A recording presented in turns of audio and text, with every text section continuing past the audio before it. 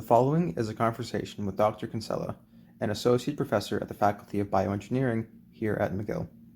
This is the first conversation in CUBEC's new initiative to sit down with leaders of biomedical engineering research, industry, and student groups. We hope you enjoy. So we can start off with the most basic question, the first question of every job interview. Start off by telling us a bit about yourself. So your position, your job here at McGill, and the focus and the scope of your research. Yeah. So I am currently an associate professor in the Department of Bioengineering. I came to McGill in 2012. And prior to being here, I was a postdoc at UC San Diego, where I was an American Cancer Society fellow. So that was in the Department of Bioengineering and the Department of Chemistry as my home departments, and then we collaborated extensively with a couple of private medical institutes. It was the Sanford Burnham Institute, which has now got several names attached to it following some donations, but we were active in some collaborations with clinical researchers and private medical stuff. So we were interested in developing engineering tools that would be clinically translatable. So before I was doing a postdoc, I completed my PhD. I was at Purdue in the Department of Biomedical Engineering. I was just speaking to you guys in class about a famous Purdue alum who really founded biomed engineering, Les Geddes. So I had the pleasure of being an next door neighbor to his lab as I was a grad student, and really motivating, and really kind of opened my eyes to what was up north in Canada. So it was kind of what initially got me looking up here. Okay. For your undergrad work and your master's, what did you focus on?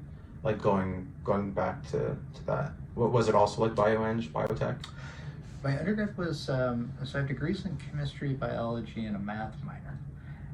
At the time, they didn't have many undergraduate bioengineering programs. It was limited. There were 10 to 15 around the U.S. So opportunities were a little limited, and you really fed into BME at the grad level. At that point. So I transitioned over to, from my undergrad directly to a PhD. I did get a master's in BME, but all of it through Purdue and BME, yeah. Okay. Did you find the transition easy? Well, not easy, but was there a steep learning curve from your PhD, from your undergrad to your PhD? Yes. Okay. So the PhD is always going to give you a steep learning curve if you're doing it right.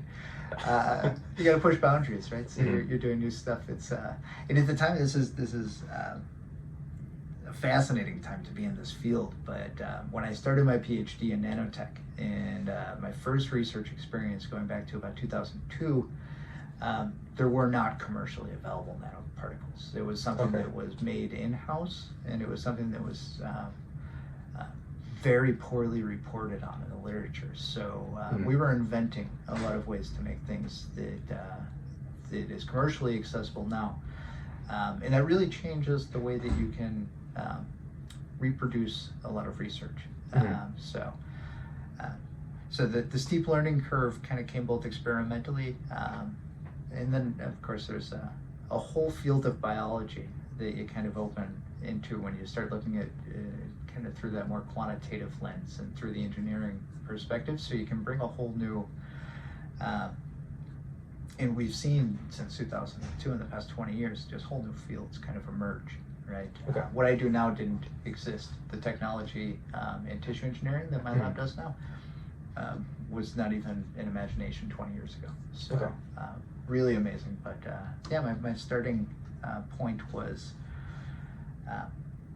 what would be considered probably a little bit boring now, because you can just purchase a lot of what we had to make. Oh, okay. Yeah.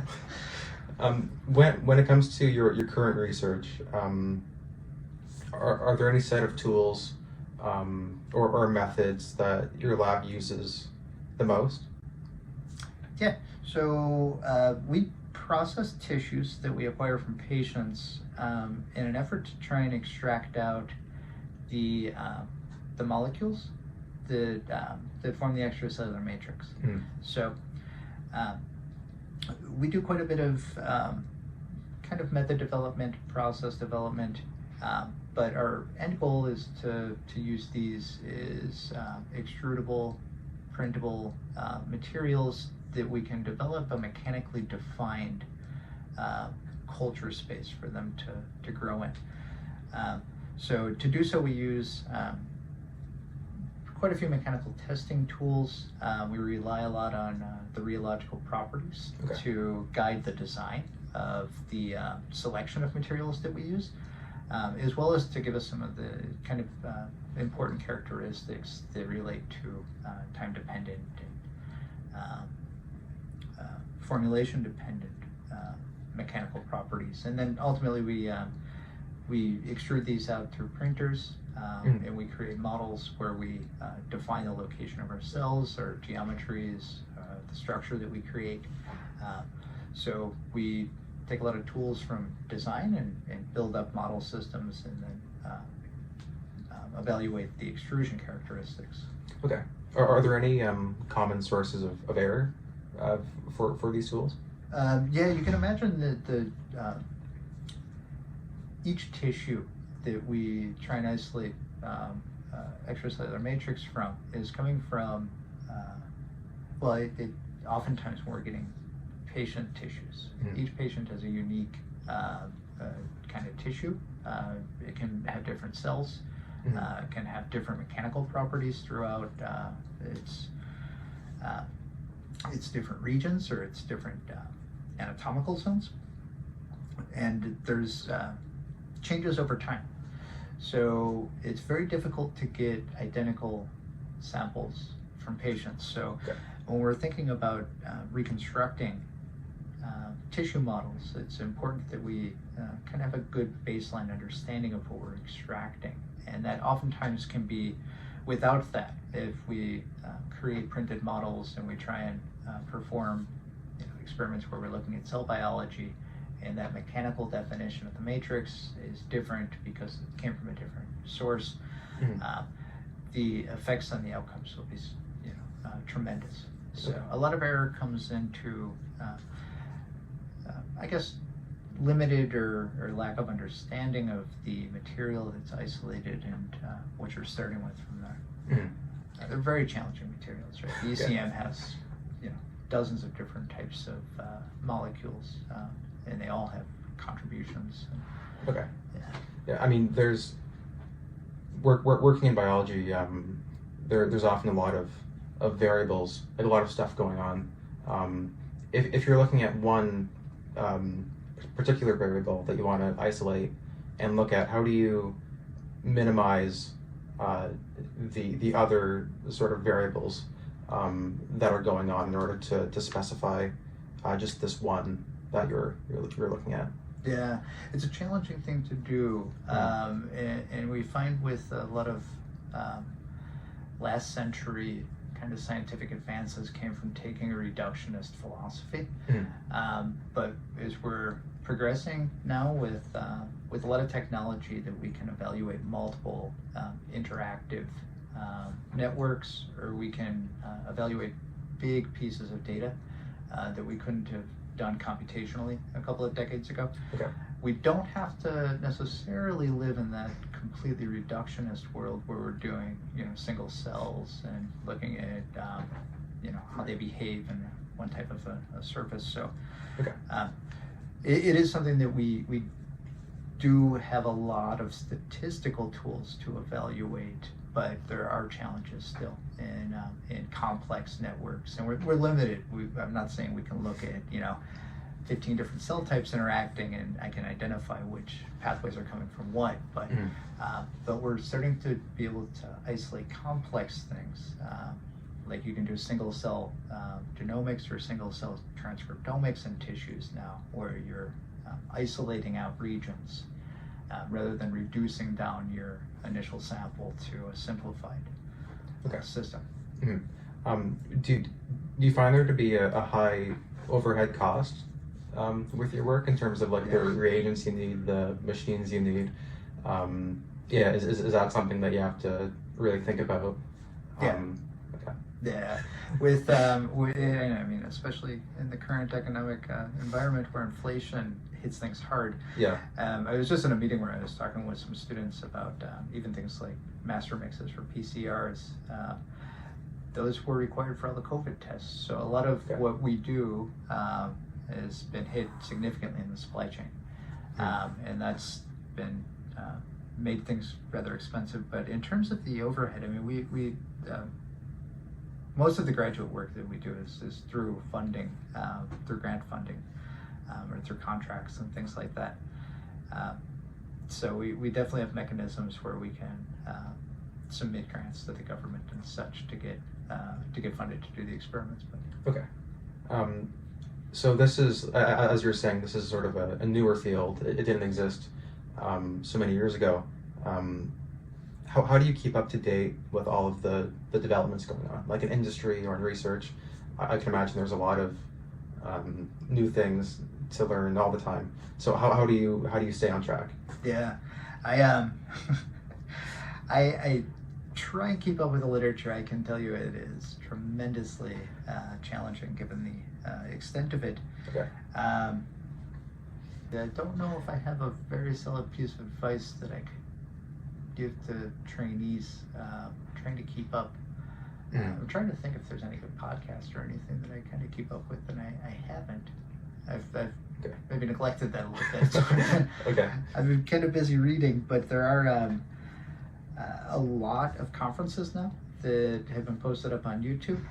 There's, I mean, the access right now to recordings and this has been tremendous. So I mean, in tissue engineering, there's interviews with leaders in the field, Bob Langer, and all these people available now that I guess we wouldn't have had 5 years ago. So that's a nice thing. Okay. Sure.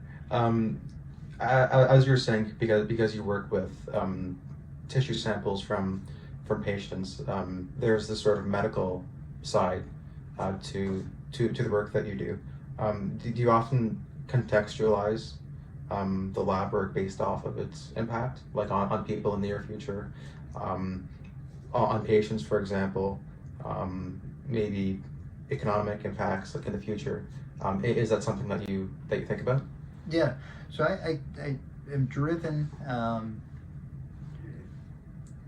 by trying to create models that will allow us to test some of these new therapeutic modalities in an effort to really try and cure cancer or a subset of cancers.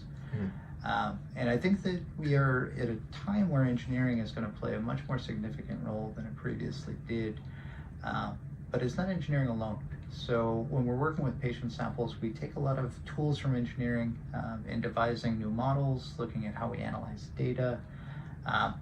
But we work very closely with a lot of people in the clinic. And right now, our collaborators are surgeons who routinely conduct things like new clinical trials. So they're trying out new treatments that are, themselves like multi-year, very regulated efforts. So what we do is we build up the models using patient samples so that we can inform what types of therapeutics the next clinical trials on people will use.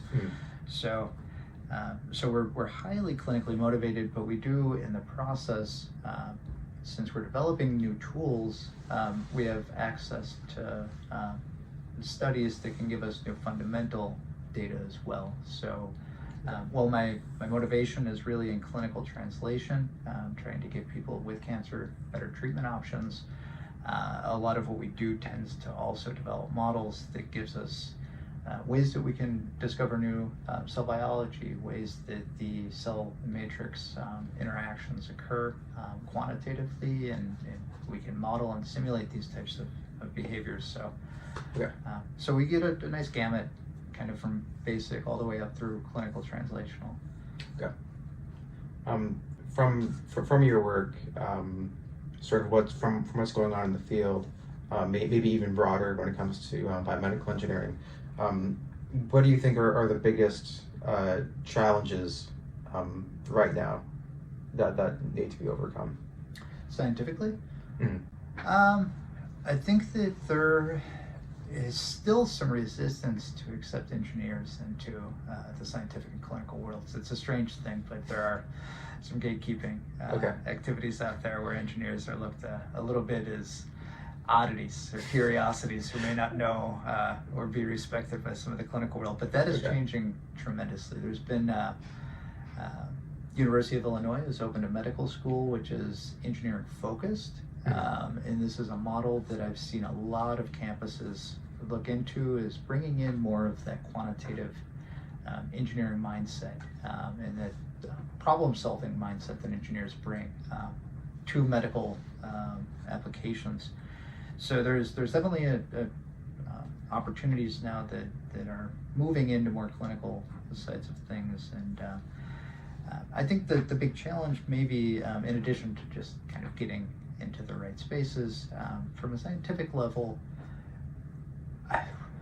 we lack a lot of regulatory efforts. And we lack a lot of standards. If you look at like mechanical engineering, there's centuries worth of weights, measures, and standards that identify things. And IEEE is identifying different electrical types of things. We don't have that so much for biology. So reproducibility becomes a little bit of a difficulty. That does exist in devices, and there's different protocols, ISOs, and that are defined. But I think the expansion of defining standards is going to open up a lot more commercial opportunities. So I think that's kind of on the horizon. A lot of Health Canada, the EU, the FDA have all been trying to rethink some of the ways they evaluate and regulate things. Mm-hmm. But some of the more political and governmental sides have been kind of resisting some of our opportunities. But on the scientific side, I mean, it's honestly, we're at a tremendous time. Like I was saying, I came from the nanotech world where we do drug delivery until 2020, before the COVID vaccines. There were only 4, maybe 5 nanoparticle drugs, and they were only given to about 10,000 people in the world every year. Okay. Now we're talking about billions of doses. So I mean, a very different world now. We can start to evaluate longitudinal effects on large populations and integrating, these types of systems and delivering different drugs, different avenues. So that's been exciting. Sequencing has become extremely affordable. Okay. In the 90s, the first genomes were sequenced from humans, and they were, millions. I think it was over $1 million to do that, and now we're looking at under $1,000. So we're starting to see a lot of technology that was very unique that people used to build in the basements of their university labs, and their instruments covered in aluminum foil and hodgepodge stuff that nobody else on earth could ever do. They had their own unique prototype, and they were churning out data. Now that's all like commercial instrumentation. Okay. So the amount of tools that we can use and afford and get access to, and the expansion of different microscopy tools, sequencing, all of this has allowed us to do very robust and reproducible measurements. So we've definitely accelerated with the opportunities and instrumentation and health. So you see a lot changing in 5 to 10 years? We've seen in the past about 5 years, Quebec and Montreal have put a fairly large investment into things like big data, data science, machine learning, and a lot of those efforts have been, across multiple industries. But healthcare and bioengineering has been one of the key drivers behind a lot of what the data science community, as well as the engineering community and the medical community, are going. The U.S. just passed a law looking at approving drugs through the use of bioengineered model systems rather than having to use animal testing. Okay. Canada's been doing that and pushing more aggressively towards outlawing animal testing in cosmetics, and I'm assuming eventually we'll get that so we can do things like use microfluidics or microfabricated devices, things like I do where we print things, computational tools where you simulate processes. These are all going to become opportunities to evaluate drugs as they go from development into people. That didn't exist until this year. Food is becoming something that is going to be labeled now as bioengineered if they're rather than GMO. I don't know if that's a good thing or a bad thing, but the perspective of our field is going to be defined by the public seeing these types of things being integrated into daily life. And I think it's going to be an interesting 5 to 10 years in terms of the number of products that come in, but also the diversity. Where we're not just in devices, but we're looking at things like food, agriculture, and this is where bioengineering really gives you that breadth. So yeah, we can move on to the last question. Do you have any advice for students looking to get into the world of bioengineering? Yeah, it's a phenomenal time. I'm actually extremely kind of jealous. You guys are at a point where things are developed, but not overly developed. So you have a lot of opportunities to come in, and you can just see the range that we cover within the department, from computational, theoretical, all the way up to extremely experimental types of researchers. So each of these fields, though, is really, we don't work in isolation as much, so we collaborate actively, and the opportunities to collaborate with people, even if it's not directly where your expertise is something that's accepted. So you can jump into a great project and you can focus in one area, but you can keep your feet into a lot of areas around bioengineering. So for students interested in getting into things that are maybe more computational, informatics, they can keep I do suggest that they always kind of keep their eyes on the entirety of the field rather than focusing too sharply. Okay.